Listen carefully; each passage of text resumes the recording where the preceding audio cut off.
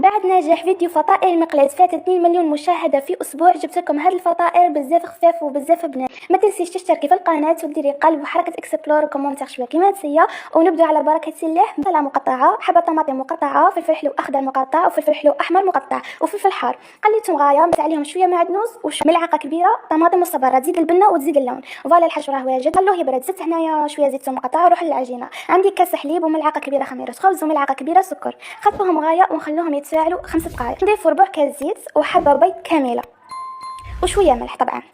شفت لموا عجينه طريه، خلوها تريح 10 دقائق ما تخمرش هاد العجينه. ونقسموها بولات صغار، نخلوهم يريحوا 5 دقائق ونبداو فيهم ديريكت البنات. اللي تشكلوها طيبوها ديريكت، ما تخلوهاش تستنى. فوالا انا حليت العجينه، حطيت الحشو، وتقدروا تزيدوا اضافات. انا هنا زدت الفرماج، وديروها كيما هكا، وهداك الزائد كاع قلعوه وطيبوها ديريكت تجي كيما طلعت. فوالا شي صغير هكا وراهم يشهوا بنان بزاف.